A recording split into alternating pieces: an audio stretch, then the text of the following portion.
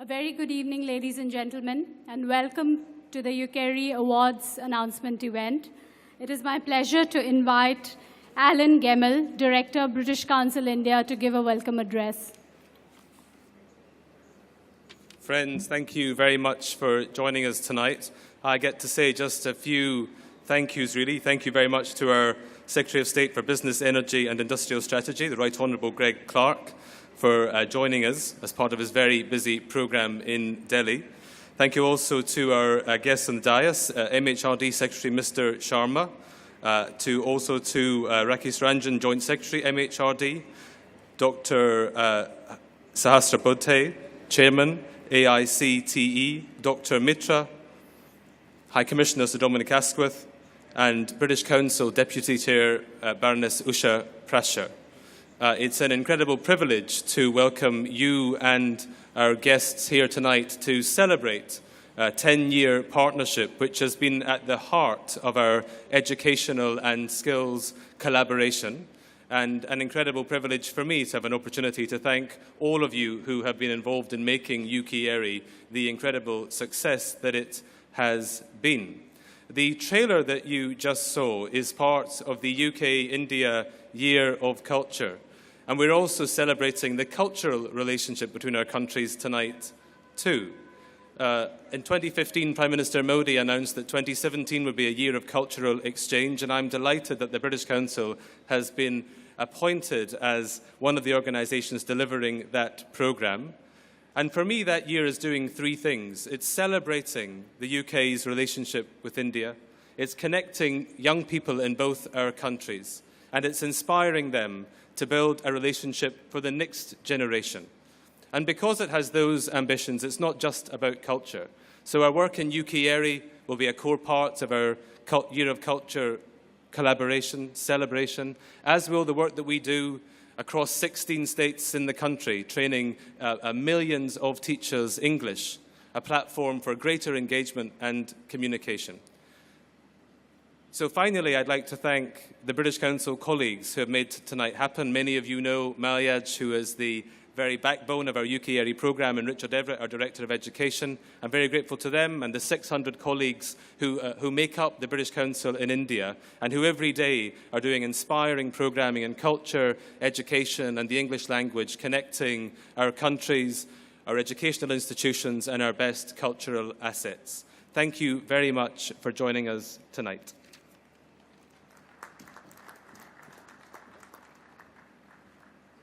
Many thanks, Alan, for the warm welcome. May I now invite Baroness Usha Prasher, Deputy Chair of the British Council, for the opening remarks.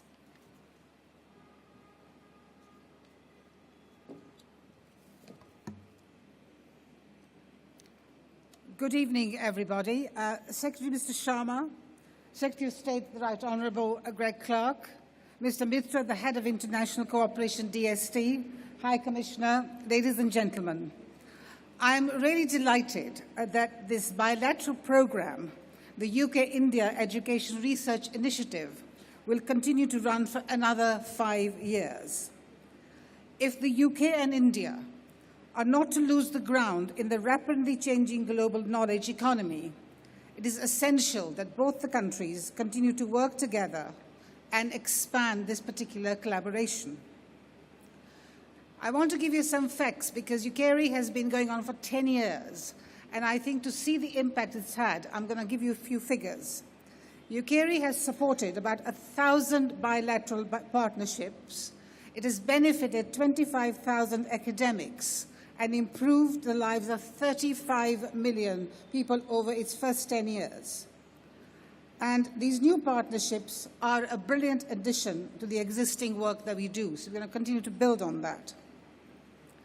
But UKIERI is only one piece of UK-India education story, and I want to give you a little bit of the flavour of the work that we do in the area of education. Last year, British Council managed 2016 UK-India Year of Education, Research and Innovation, which culminated in the UK-India Tech Summit in November 2016.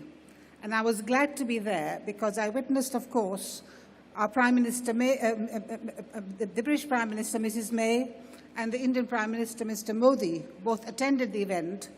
And of course, we managed a large delegation of vice-chancellors from universities. And I saw the level of collaboration that developed between the universities here and the UK universities. And at this event, we also signed an agreement with All India Council for Technical Education, which opened channels for UK education to be delivered to up to 20 million students across India via the new Swayam MOOC platform. We also published a very interesting report, which was a research into the design education in India. And this has now developed into a very exciting partnership between India's National Institute of Design and the UK Design Council. We are now working to sign a 3-year research agreement with the National Skills Research Agency on the labour market in India. The first report on the impact of automation of the future skill landscape will be out in October, in time for the World Skills event in Abu Dhabi. And I had a meeting this afternoon with the Ministry of Skills and Entrepreneurship this afternoon to discuss what's the potential for future collaborations. So watch this space. We remain committed to providing opportunities for Indian students studying in the United Kingdom. Last year, we delivered 12 education exhibitions across India, reaching about 10,000 Indian students face-to-face and achieving the growth for the first time in 5 years, an increase of 2.3% in the number of student visas issued. So there is much more to do, but we are on the good trajectory. I'm also pleased that the first cohort of the UK students came to take up the internships in India in summer 2016 with the Tata Consultancy Services. This is important. We look at it as a two-way process, not just students from here going to the UK, but UK students coming here. And the British Council, as part of the Newton Fund, also supported UK students coming to India to study their PhD. And we helped to train over 600 UK Indian researchers, helping to create a new joint research partnership.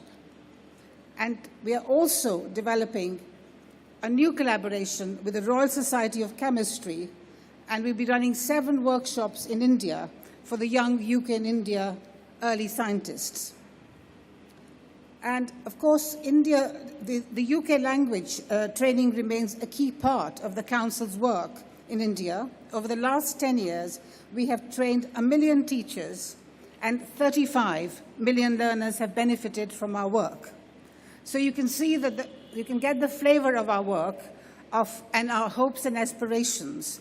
And as Alan mentioned, this year we are steeped in the India Year of Culture, and we are hoping to build on these collaborations because we see the India of Culture as actually deepening the relationship and the foundations for our collaborations in the education field and, of course, much else. So thank you for listening, and I'm very grateful. I'm very glad that I'm here to actually be part of this particular celebration. Thank you.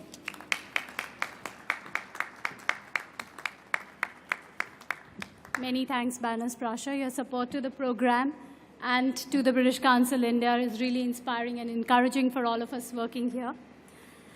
I now have the pleasure of inviting the Secretary of State for Business, Energy and Industrial Strategy, Honorable Minister Greg Clark, for his address, please. Well, ladies and gentlemen, distinguished guests, it's an enormous pleasure to be back at the British Council. I was last here in August to celebrate the work of the Council then, and it is wonderful in this year of culture to see it going from strength to strength. And tonight we're here to announce the winners of the UKIERI 2016-17 call results. The teams working across both of our nations to answer some of the most pressing global questions. And I wish all of the successful teams the very best of luck. But we're also here to celebrate UKIERI as an institution which, over the last 10 years, has been the focal point for scientific development and research breakthroughs across the UK and, of course, here in India. Through the initiative, we know more about water pollution in the Ganga, the third largest river in the world. We know about new mobile phone apps that have been designed, which cut the cost and raise the level of malaria diagnosis. And we have a new system that's been invented which allows the paralyzed to use their hands through a new exoskeleton. Global pollution, international diseases, helping the paralyzed move again. These are huge issues that UKIERI is tackling. And I commend the work that both of our governments and everyone that works on the initiative has put into bringing these projects to life.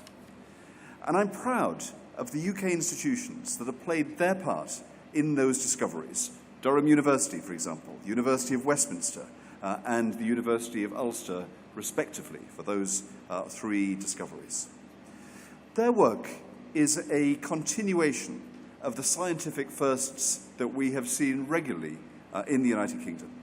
From the first digital computer to cloning the first mammal, the 20th century saw many British breakthroughs. And since 2001, 21 UK laureates have won Nobel Prizes in the sciences alone. We have 4 of the world's top 10 universities and dozens more in the top 200. And with just over 3% of global R&D spend, the UK accounts for nearly a fifth of the most highly cited research articles. As many of the students involved in these groundbreaking projects show, the UK remains an excellent place to study, to invest, and in which to do business. But tonight we're focusing on partnerships and how what can be achieved together is greater than that which can be achieved alone.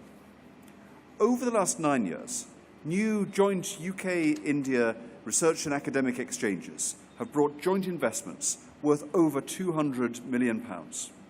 And UKIERI has been an important part of that success, with over 1,000 UK-India partnerships created, leading to 25,000 exchanges of academics and researchers. And I would advise you all to visit one of the 20 projects on display this evening around us and ask them what the initiative has meant for them, their field of research, and their career. We're now in the 3rd phase of UKIERI, which is open to 2021. The links formed under this programme help build the living bridge between our 2 countries. But those bonds are also created through our work on the Newton Barber Fund. And it was my great privilege as Science Minister to have signed and inaugurated the Newton Barber Fund. The programme is named, of course, after the British scientist Sir Isaac Newton and the Indian nuclear physicist Homi J. Bhabha, and it hopes to foster the next era-defining scientific discoveries, as those 2 men did long before. The Newton Barber Fund fosters new research and innovation collaborations, bringing together the world-class excellence of the UK and India to address global challenges through the application of science and technology. The programme has helped us understand the Indian monsoon and its effects on the world's climate, how the water cycle is changing throughout India, and to find out more about cancer and antimicrobial resistance. In short, the programme has helped us understand the world, our place within it, and ourselves. When the Newton Fund was launched in 2014, we committed up to £10 million a year to support collaborative projects in India. By 2020, that figure will have doubled to £20 million per year. And I'm delighted to be able to support the UKIERI and the Newton Barber to bring people together to make changes that will shape our world for years to come. Because it's the people that really matter, and the ability for 2 cultures with such rich histories to come together and learn one from the other. International students make a great contribution to the UK's higher education sector, not only economically but culturally too. They enrich the learning environment of all of our institutions. Over the last decade, I'm proud that 160,000 Indian undergraduates and postgraduates have come to study in the United Kingdom.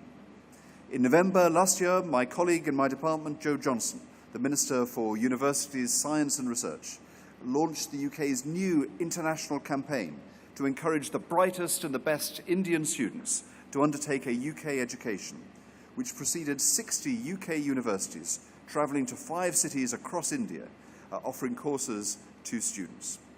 Students are rightly being celebrated and being given the opportunities to further their studies and to shape their future careers.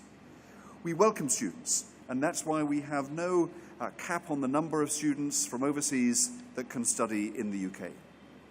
The education partnership between India and the United Kingdom plays a hugely important contribution to the wider cultural one, of which the British Council plays such a distinguished part itself. This year, 2017, has been deemed by both our Prime Ministers as the UK-India Year of Culture. And you might have seen the images of the Indian peacock projected onto the walls of Buckingham Palace as Her Majesty hosted a reception in February to launch the year's events. These will include a range of performances, new cultural exchanges, exhibitions and digital events in the UK and in India in order to celebrate, to connect and to inspire 100 million young people combined in both countries. So as Prime Minister Modi has said, the UK and India are an unbeatable combination. I agree. And over the last 10 years, our research and innovation collaboration has been transformed. Over the next 10 years, I want the UK and India to continue to build a 21st century research and innovation partnership, one which equips our young people with the skills to compete in a globalized world and to develop innovative solutions to the global challenges that we all face. Tonight, we are celebrating what is the next step in that partnership, and I wish every winner and everyone that was shortlisted the very best of luck for the future. Thank you very much.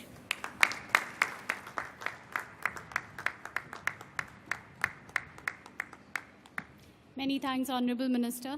Your support to the program and interest in the program makes a world of difference, and many thanks for that. May I now invite Shri Keval Kumar Sharma, Secretary, Ministry of Human Resource Development, for his address, please.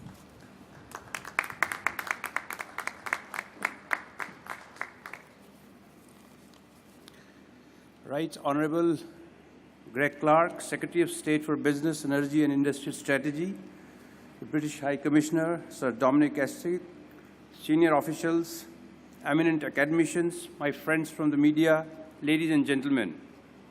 I am indeed very happy and delighted to be here at this function. UKIERI, which has been a unique initiative of both the countries, has delivered great outcomes in terms of research partnerships and collaborative engagements. During the 11 years of UKIERI, we have together, to name a few achievements, facilitated over 1,000 institutional partnerships, supported exchange of about 25,000 academicians, researchers and students, and built capacities of over 30 million youths. A little while ago, we have also announced here further joint research proposals, and I congratulate all the awardees, which is yet another testimony of the growing India-UK collaboration in education. In India, we are also taking a number of initiatives to expand the space for public institutions and also creating the enabling frameworks to ensure the quality of education and pedagogy. A couple of years back, we launched the Global Initiative for Academic Networks. 71 eminent academicians from the United Kingdom have come to India for teaching courses in our academic institutions. Another 5 are already approved and are expected to come during the next few months. Over a period of time, we hope that these faculty-to-faculty and faculty-to-student interactions will create long-term research relationships and feed into other programs such as the Newton Bhabha Fund and will lead to more joint research projects. Information and communication technology are critical, particularly in the context of global development goals, the increasing demand of education for all, and the inability of the existing and conventional education systems to meet the growing demands for access, quality, and affordability. India's National Digital Library, with 6.5 million online resources, is a vast treasure of books, journals, theses, and literature available to the academics, students, and educational institutions. I expect this would overcome the disadvantages of location and institutions within our country and help introduce a level playing field. India has also developed its own indigenous platform, SWAYAM, to host an unprecedented array of e-content in the form of massive open online courses, MOOCs. Already over 350 courses have been uploaded by the Indian institutions on this platform.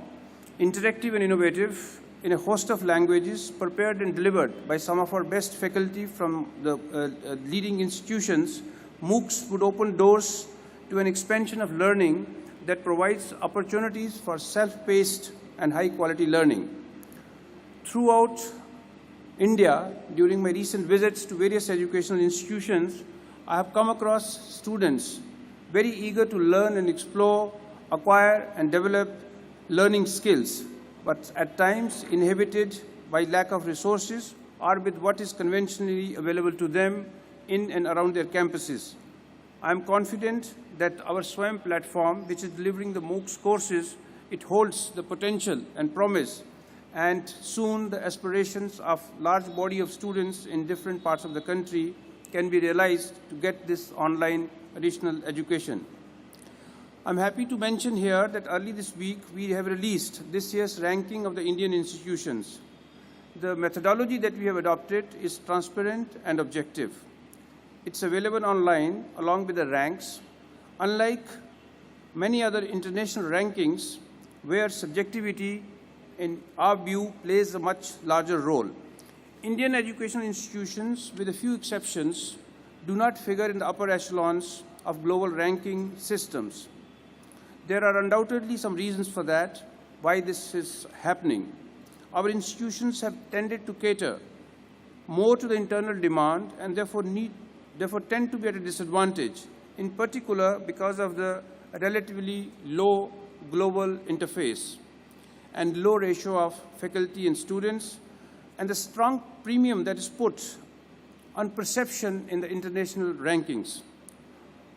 On the other hand, our national institutional ranking frameworks provides a good idea of the relative ranks of the Indian institutions to the faculty, to the researchers, to the students, both in India and globally, which can then be of immense help to them in selecting of an institution for collaborations or, for that matter, pursuing studies or any other program of cooperation.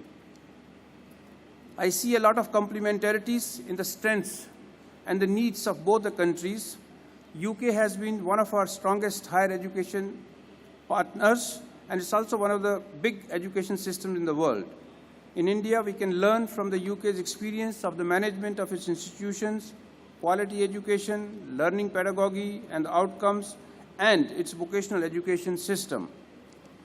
UK can also learn from India's rapidly increasing use of technology, from online resources to biometric attendances, our spirit of entrepreneurship and innovation, and the way our institutions nurture it, its sheer scale, especially the talent pool, and if I may move a little beyond education, its unity in diversity, our strong family values, and our rich cultural heritage. With nearly 200 years of shared history, ours is a natural partnership. We are committed to expand and enrich this relationship through higher mobility of our people and bonds of education, research, and innovation. Thank you very much.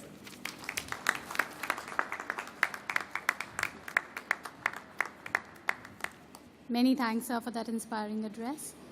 May I now invite the UKIERI awardees for 2016-17 to please come on stage for a photo opportunity with the Minister, please.